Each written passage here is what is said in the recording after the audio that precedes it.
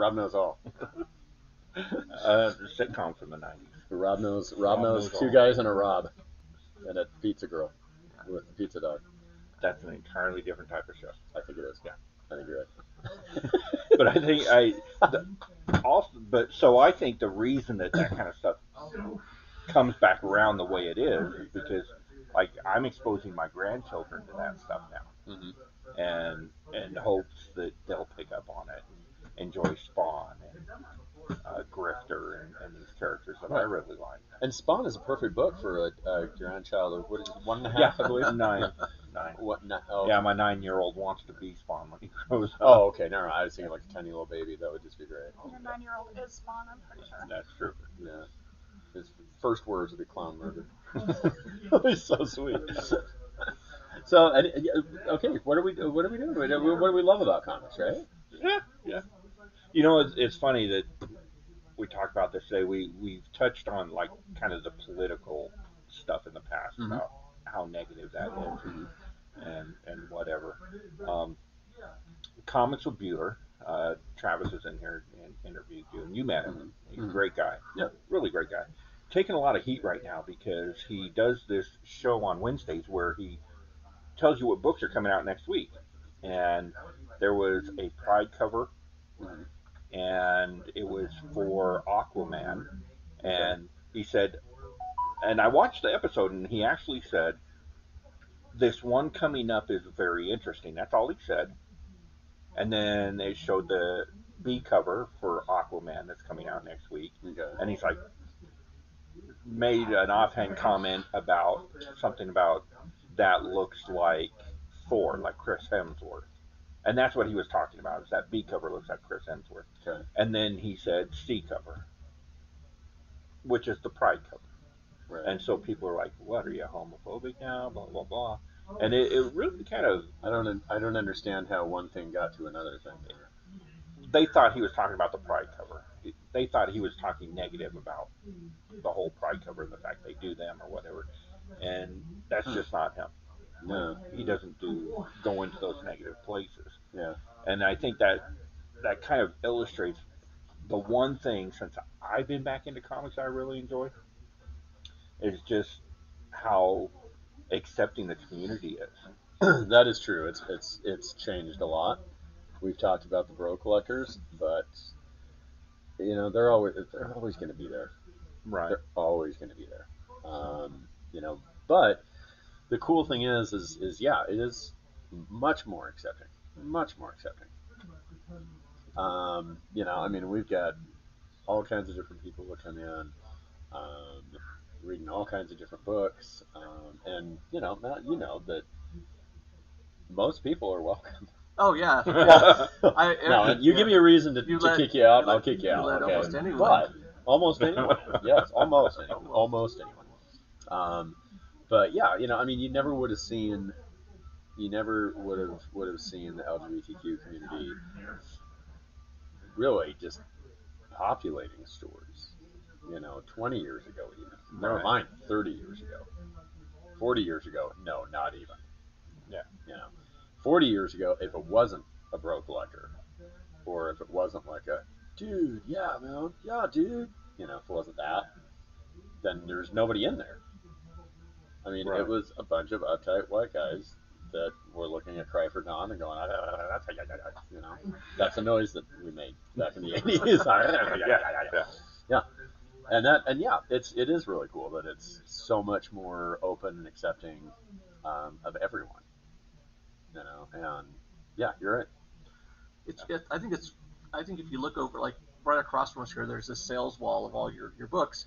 I mean, that looks like there's a very diverse section of books there. Yeah. Different types of books, different genres, different types of characters, different types of, you know, I mean, there's just seems like there's a lot of variety right now, with different comic creators I don't know whether you're talking about whether people, their gender or their race or whatever other difference you want to think of. And I'm sure I can't think of all the different differences. There's so many, but I mean, I think there's a lot more stories that speak to people of all different kinds than there have been.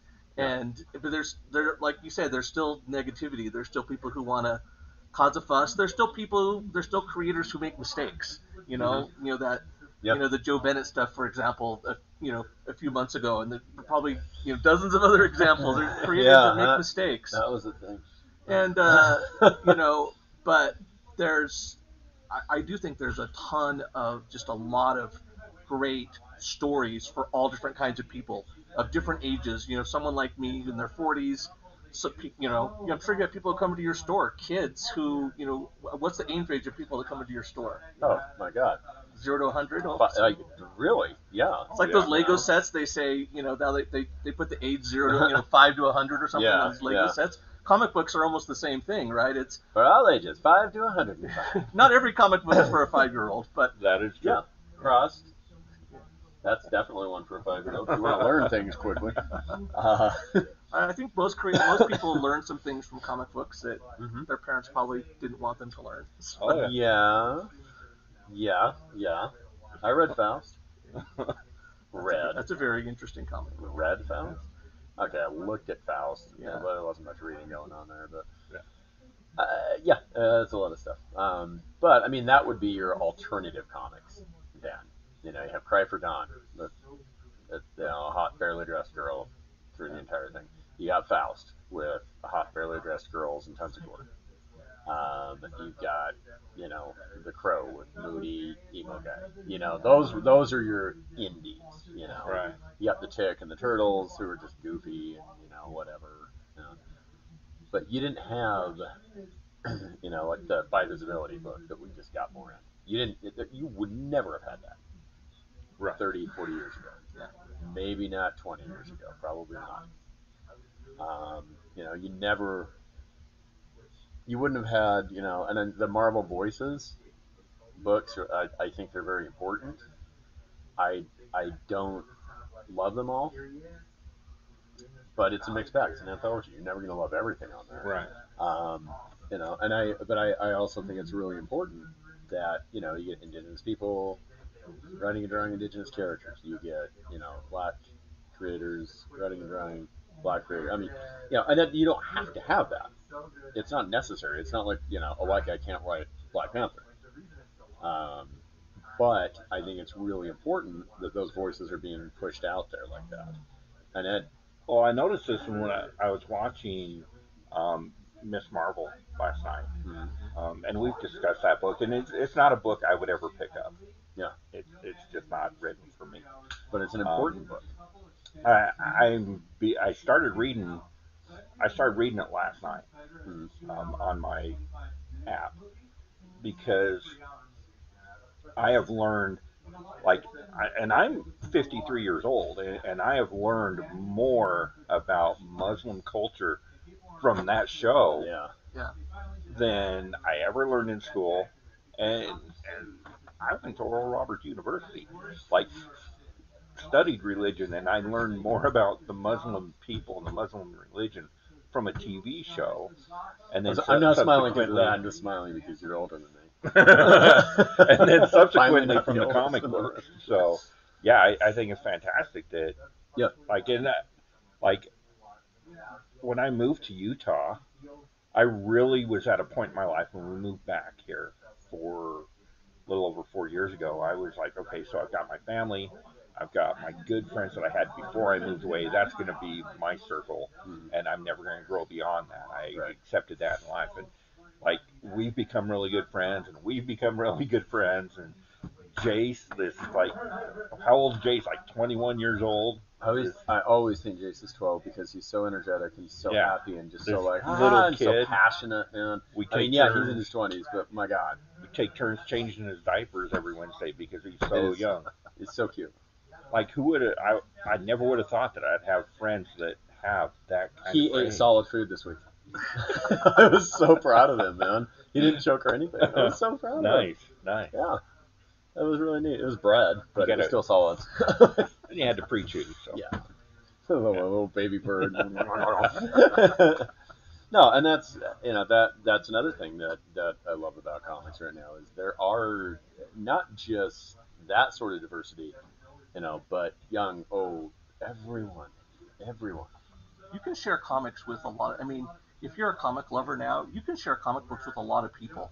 I mean, you can talk about comic books if you have, kids, if you have, nieces and nephews, if you have friends, I mean, just people of all ages. I mean, I find that I have conversations about comic books and comic book stories with people I never thought I did. I never thought that I would have conversations with my kids about comics. I thought they would think it was just a weird old thing that Dad liked, was interested in. And it is a weird thing that Dad's interested in. Well, yeah, but they love talking about it. I mean, and I talk to my daughter all the time because I have no friends. So or nieces and nephews, no one. I've no one. It can be a really positive. It can be a real positive thing in your relationships, I guess. It doesn't have to be a weird hobby that you keep to yourself. Yeah. Right. So. And when I said I have no one, my wife doesn't care about this, so she's not going to see it. This isn't being published anywhere, right? No, it's totally good. Yeah, this is just for fun. No, you're right. It's really cool that's the thing. And anybody that comes in here, I mean, obviously somebody that walks in here is going to be, like, hey, yeah, I'm here to get comics. Mm-hmm. And you see somebody that comes in to get comics, and you're like, hi, Hugh, those 2 books are in your hold. Beck's going to get those for you. You can just do that. That was so smooth. Huh? Nah, it was beautiful. But what I think of comic books, because you see people can bond over anything. You can bond over music, NASCAR, football, whatever it is. They can bond over it. But comic books are just there's so many of them. There's so many stories, so many artists.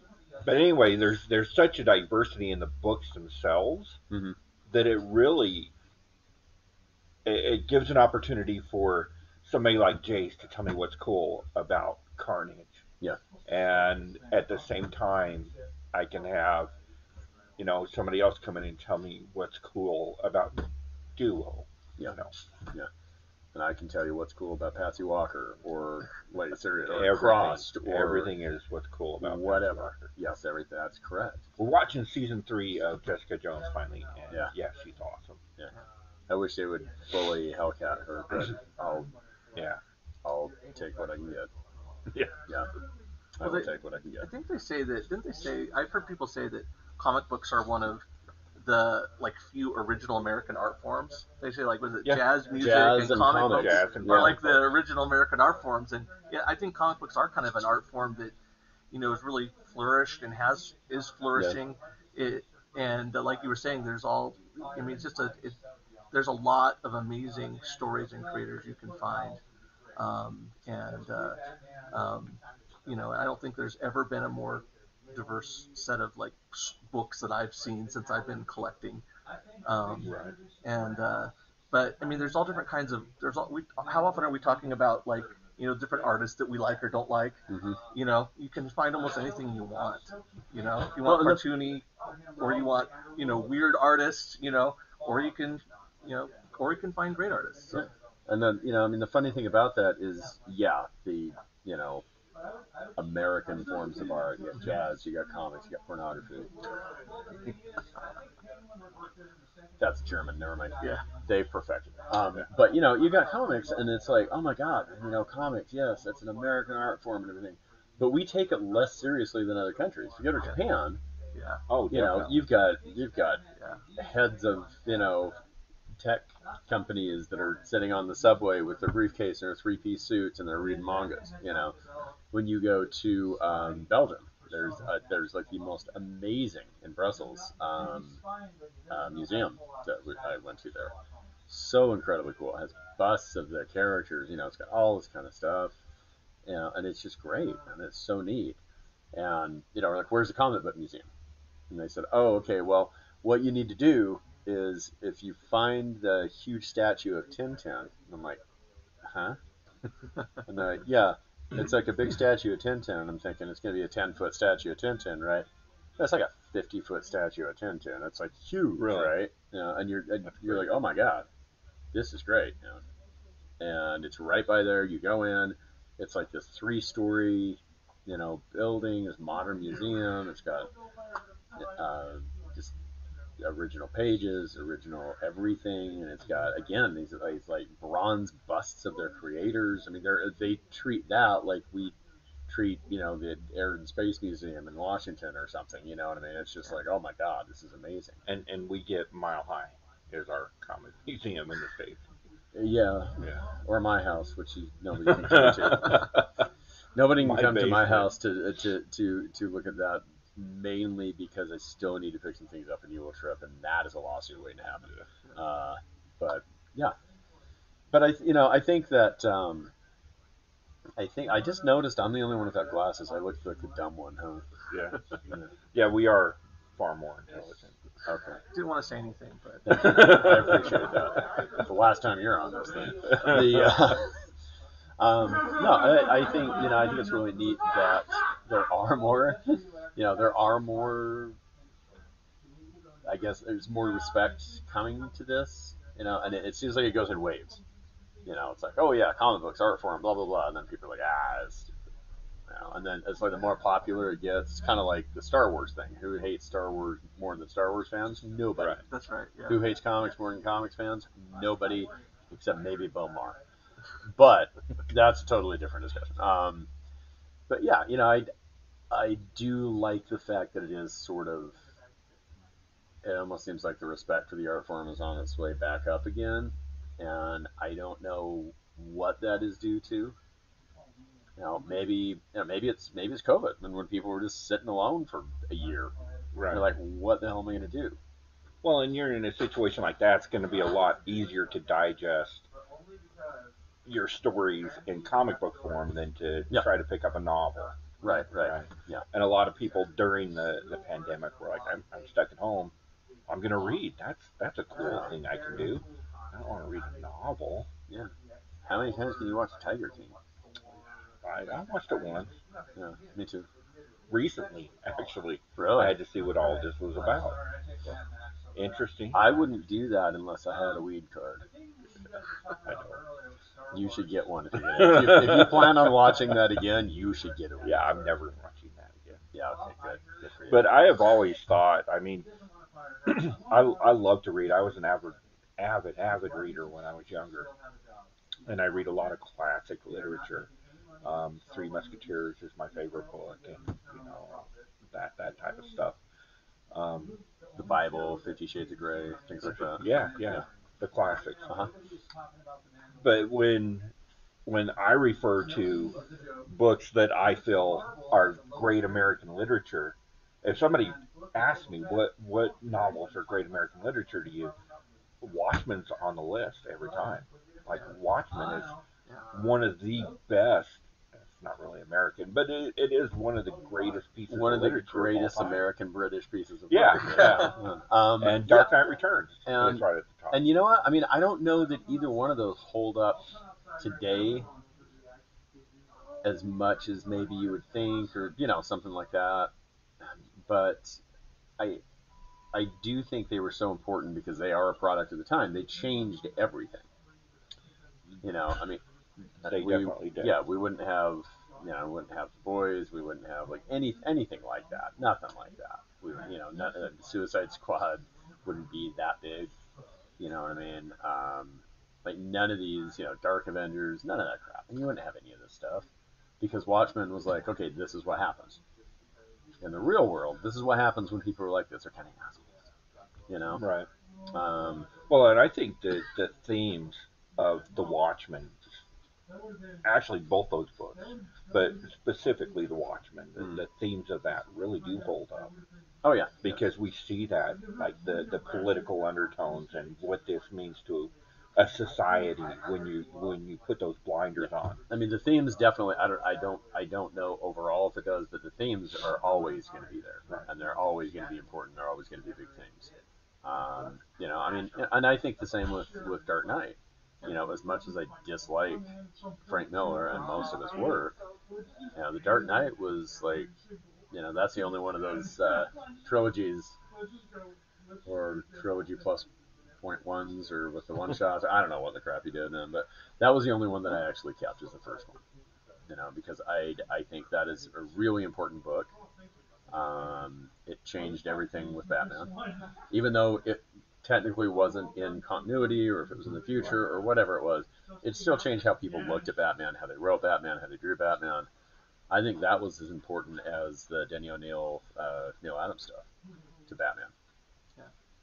I think more, but I think it's interesting that if the comic historians will tell you that Marvel, in the 1960s it kind of defined itself by not being DC. Our heroes are going to be imperfect, and our heroes are going to be we're going to have Peter Parker, who's kids can relate to, and we're going to have more relatable people who have that they have these real lives, and they're going to be it's not going to be like the gods of the DC universe that that no one can relate to. But like you mentioned, that was great in the 1960s. When you get to the 1980s, and then you get it's no longer nearly as relatable. But then you have something like The Watchmen or Dark Knight Returns, and it opens up an amazing amount of possible storytelling. You're like, oh, wait a second. Superheroes can curse, and superheroes can have sex, and superheroes can slow down. live in the real world. Well, there's a straight line between that and The Boys, right? So I just think that it's comic books are not only superheroes, but they have to the storytelling has to evolve, and I think the storytelling has evolved to where you can tell all kinds of great, amazing stories that connect with people. It's not just old white guys in tights with superpowers. There's all kinds of stories, and like those groundbreaking series we're talking about kind of opened up the doors for storytelling, and that's where we are today with so many cool, amazing stories. And sure, some of them fail. Some creators take big swings and they miss, but there's a lot of hits and things that people are going to be talking about when they make a TV show out of it. Like John Carter. Yeah, no. Good Lord. John Carter, isn't that from the 1920s? That new John Carter. I don't think I've seen you since that came out. The worst comic book of the last my entire life. Okay. It is I'm a huge John Carter fan, but this latest book is I just have to every so time bad. I've got to do it. So every bad. time I've got to do it. You got to poke him. Every time. It's horrible. Poke the bear. Poke the bear. Yes. No, but I buy every issue. But you buy them because it's John Carter. No, I got you $4. I don't care. I actually talked to a couple other people into buying them last week. Yeah. I'm like, come on, buy John Carter. That's Be why part I of sold history. that Batman Catwoman #1 so hard. I said, this is one of the worst things I've ever read. This is awful. It was pretty bad. That was not. I don't even understand what he thinks he's doing with this. The transitions are bad. The art is pretty good, but it's just like, And people are like, oh, really? It's that bad? Well, Stan Lee was embarrassed. He was embarrassed to be in comics. That's why he changed his name to Stan Lee. Well, a lot of those guys were. Yeah. I mean, Kirby was embarrassed to be doing it. Like Kirby, the goat. Yeah. But he wasn't at the end of it though. Old Nazi puncher himself, man. Yeah. That is, oh man. I don't know. Is that an urban legend thing or is it actually a true thing? When Kirby was in, he was in the Marvel offices, and it was during World War II. Oh no, yeah, that's true. That is true. Every account that I hear, that's a true story. Yeah, and the Nazis wanted their neo-Nazis downstairs, and they were like, "We're not talking to this Kirby guy." Yeah. And he was like, "Okay, let's do it. Roll up the sleeves, get a cigar." No, he lights it up. Man. Oh, he lights it No, up. he lights it off his forehead. That's how pissed he was. No, all those guys, they were all contemporaries. They worked in Army Intelligence. It was Kirby, Stan Lee. Oh yeah. Gene Roddenberry was one of them. I loved his art. He was a co-creator. Who was the other one? There was somebody, Rod Serling, maybe. Anyway, yeah, they were all like that, and I mean Kirby would go out looking to beat up Nazis on the street. He was very much a proud Jewish man. Rod Serling, I don't know if you know, he's a singer. He has a weird hair. It kind of sounds like that sometimes. If you like his body and you think he's sexy. Yeah. Okay. Yeah. Oh, Anyway, yeah. So there's that.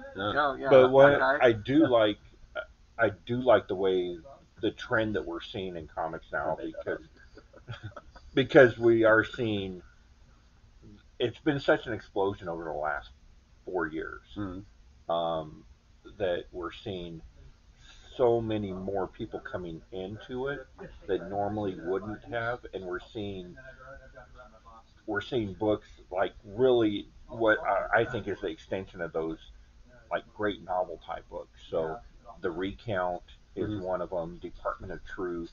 Yeah. Something's Killing the Children, that have not only that entertainment value, but they also tell a story that like is impertinent and important and needs to be told. And Red Room is not one of those. Red Room. Red Room is one of those. Not the great American novel, but it's interesting. It represents a lot of America. No, that's Florida Man. Oh God, have you read that yet? No. Oh my Lord! Has it come out already? No. No, I read the preview on it. I feel like I really need to. It's fantastic. I just gotta grab something really quick. I need to know if anybody else thinks that there's something wrong with this cover. Oh no. Okay, just give me a second. Okay. You guys go on about your business. Go ahead. Oh. There's something there. Okay. I'm really sorry to do this, but you talked about comic explosions. Okay. So I just need you to look at. You're gonna hold it up in a second. I need you to look at that. You. Oh, that's not good.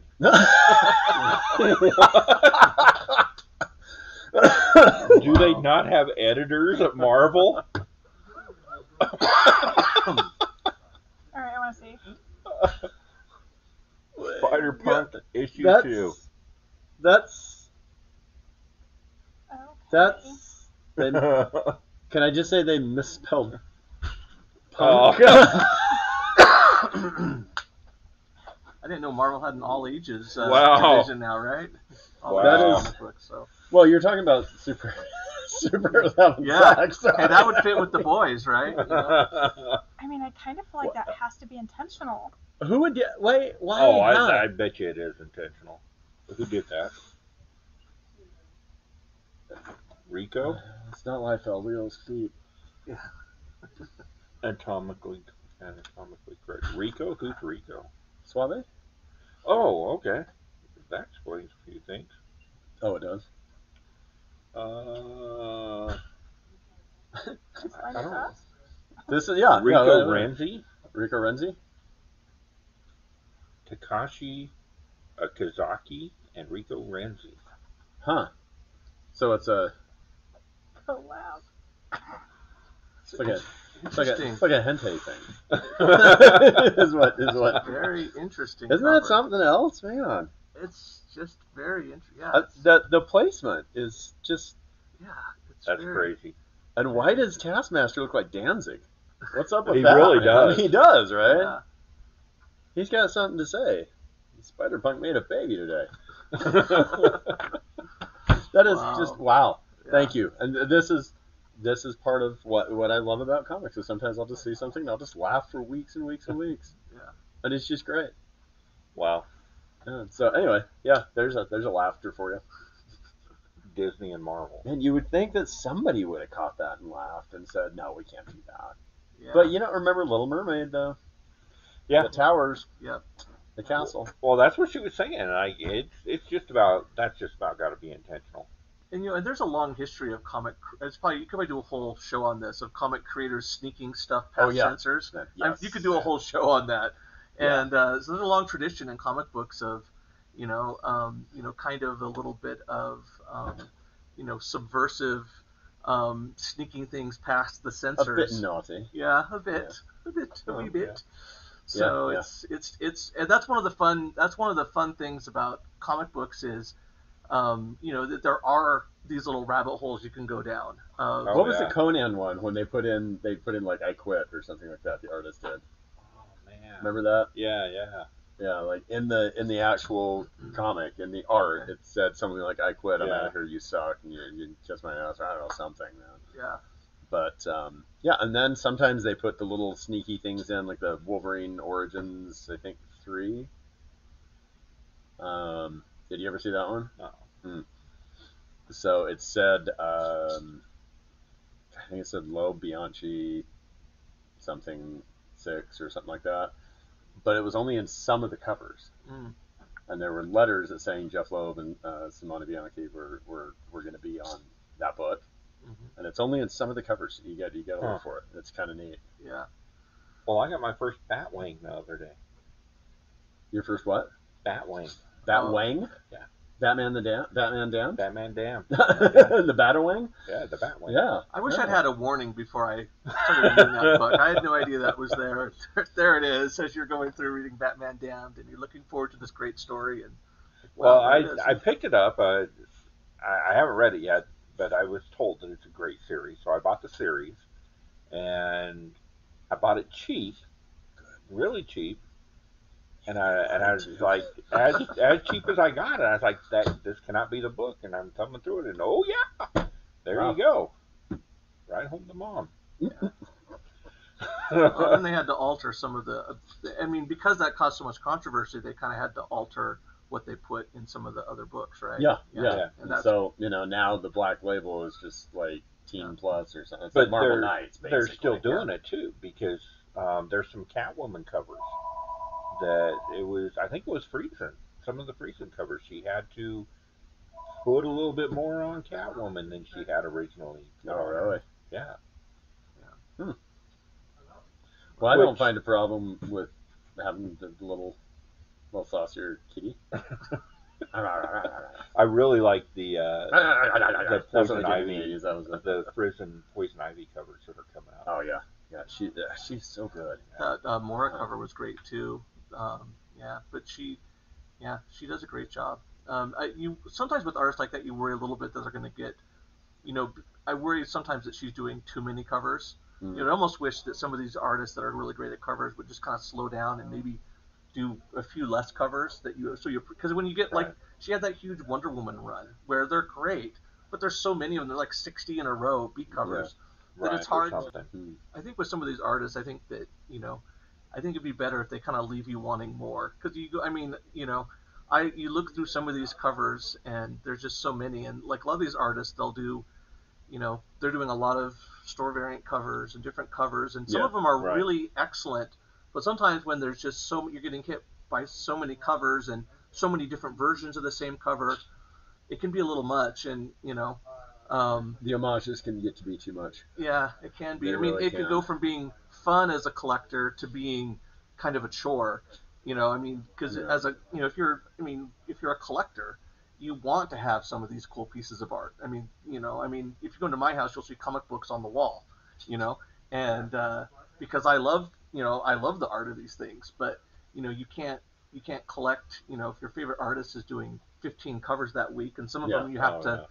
Are going to cost you $50. You have to buy them in a set to get, And I think there's definitely a place for those great, cool variants. But I think some of these artists could slow a little bit, and then people could appreciate their stuff a little more. Well, and your house does look good. I pop in there every now and again when you're not there, or when you're asleep. You sleep very heavily, and also occasionally sometimes you use too much soap.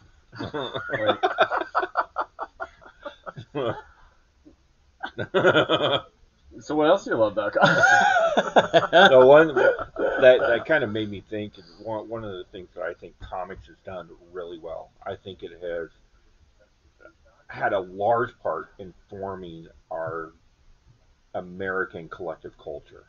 And what I mean by that is you've got at every step of the way, whether it's putting out Superman in Action #1, bringing this genre out to people, like comic creators have always kind of give the middle finger to the establishment, and push those boundaries of censorship and taste, and brought us and really brought us to a place where we can be more accepting of others and more accepting of other thoughts and cultures and colors and races and all of that. Yeah, I think it's true. Because it's always been the outsider thing, right? And now that it's not quite as much of an outsider thing, then I feel like all those things that they would do to try and get people on the fringes of society and on the fringes of whatever community they may be in to get in here into one place and be like, hey, this is what we got for you. And I think a lot of that is carried on. And I think it's a great thing that it has. It's a really good thing that it has. Well, so we see culturally in the world right now, they're making moves to be more inclusive in Hollywood. Like the Oscars have said, in order to be nominated, you have to have this in your film for inclusivity and that type of things, which is a good thing. But like, we knew this when Milestone came out. We knew this when Captain America had a black sidekick. We knew this when he broke out on his own as a Falcon in his own title. When Luke Cage showed up, we knew how important inclusivity was. Sweet Christmas, did we? Yeah. And and I think that's an important thing, to look at as well. That was huge in the 70s. Yeah. I mean, it was like, oh man, you had Asian superheroes, you had black superheroes, you had more female superheroes, you had all this kind of stuff that at one point they were like, okay, you know what? These sort of angry outsider, 20 to 30-year-old white guys, we're not going to survive if that's all we got. We're not going to survive.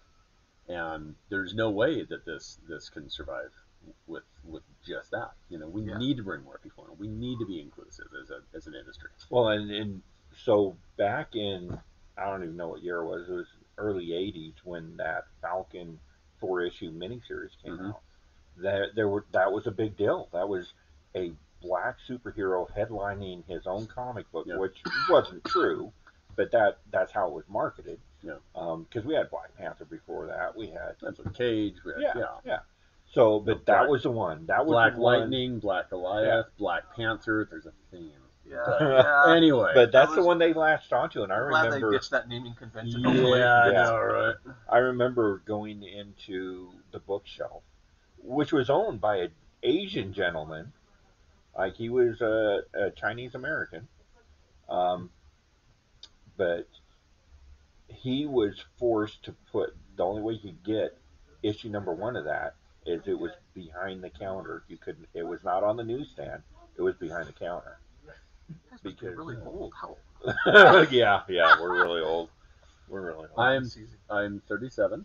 For the 10th time. For the 10th time. Welcome to Liars Anonymous. I'm like 8 most days. I can sit around and play comic books all day. How old can I be? Yeah. Welcome to Liars Anonymous. My name is Chris, and I'm 37.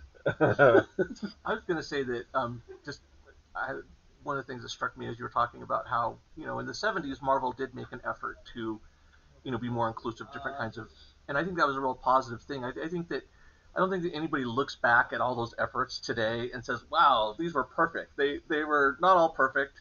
No. They were, No, but I they think were that not. the intention, I think that there was a good intention behind it. Yeah, the And intent was there. because I don't think you get to Miles Morales if there aren't some steps along the way. Yeah. And how long did Miles Morales books sit there in bins with nobody? I mean, how many copies did you have of Ultimate Fallout 4 sitting in your store for years? Probably.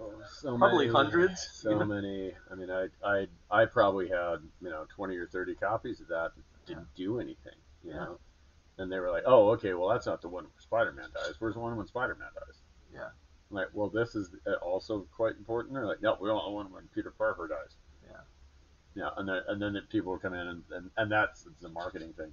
The marketing mistake, I think, is when they were saying, Peter Parker dies. Yeah. People will come in and see Amazing Spider-Man and go, I thought he was dead. I'm like, no, that's not. It's no, just because never mind. Nobody dies. Because nobody dies. Yeah, that's right. Yep. Is that the name of your show? Yeah. Yep. Yeah.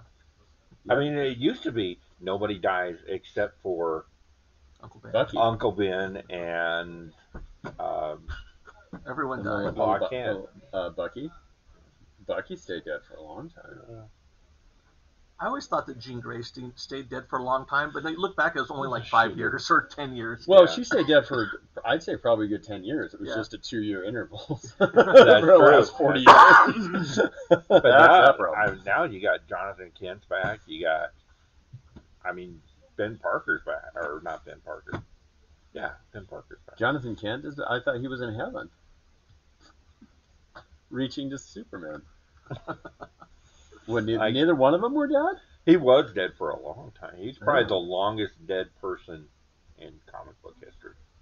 Well, no, because he Probably. didn't die until the 70s, late 70s. They don't die. And there was a thing going around that the question was asked, what comic book character would you do away with, who would die and not come back?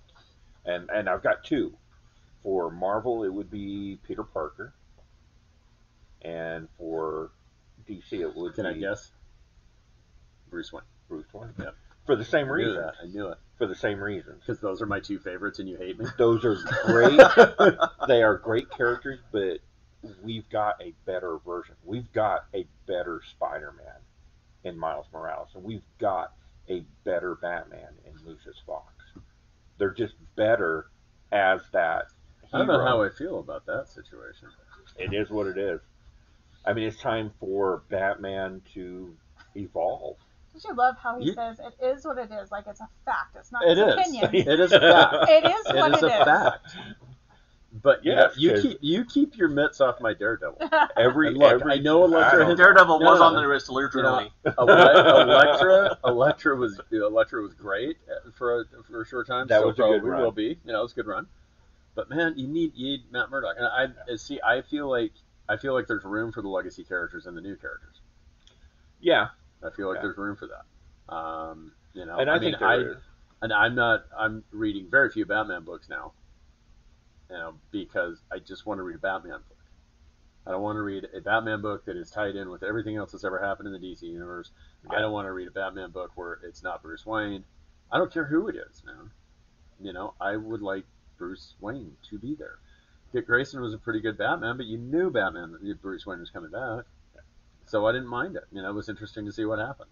But I think there's room for all that. There's room for, I Am Batman. There's room for Batman, Bruce Wayne.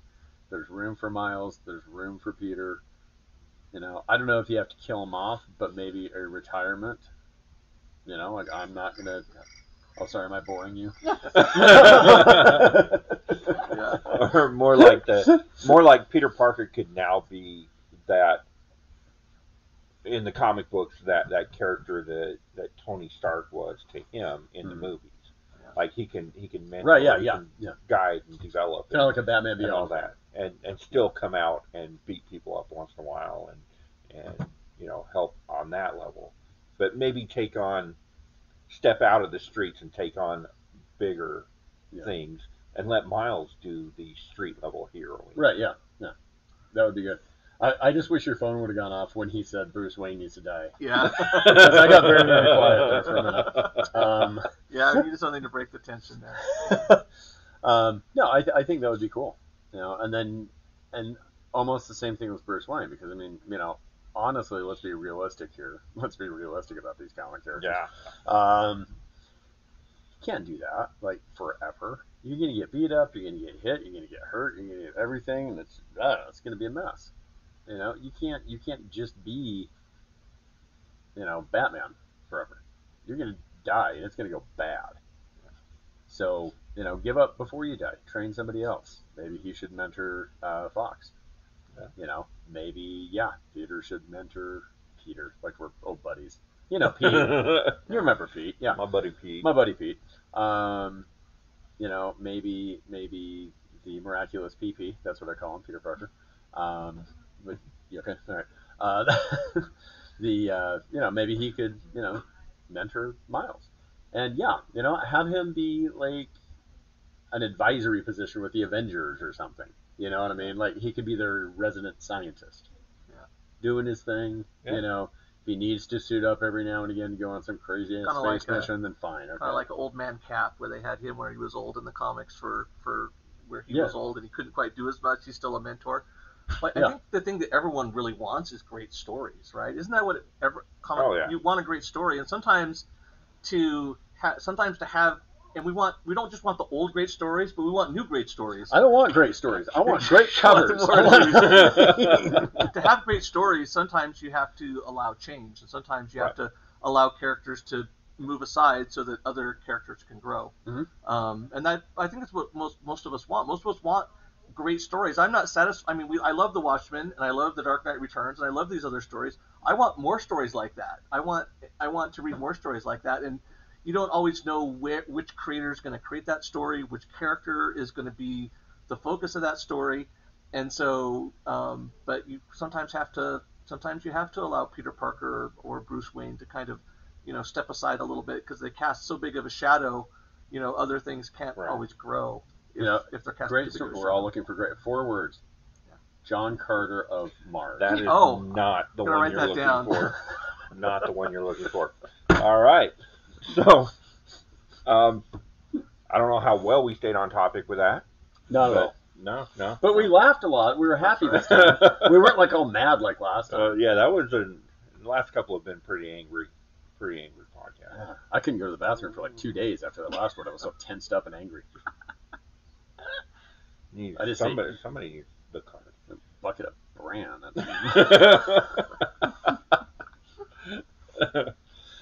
All right. Okay. Yeah. So it was great having you sit down with us. It was awesome. And Thanks. you are welcome at any time.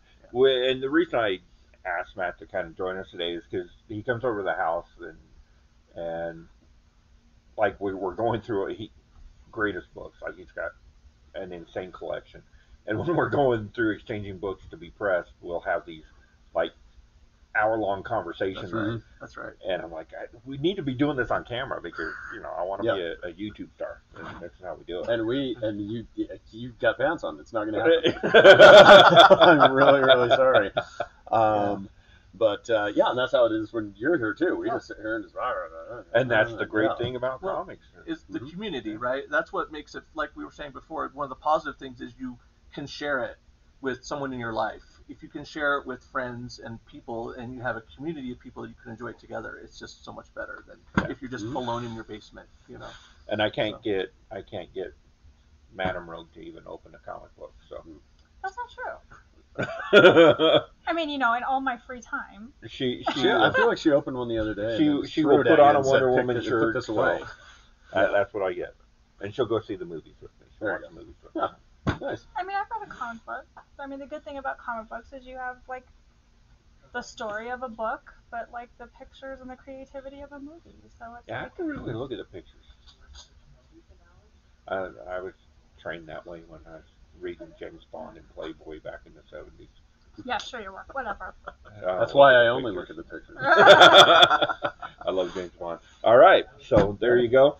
Another one in the can. And remember, make sure that you like, comment, subscribe. Oh, hand me your keys. Ring. Ring that bell. I'm so proud of you. And ring the bell. And we'll see you next time, traders. Make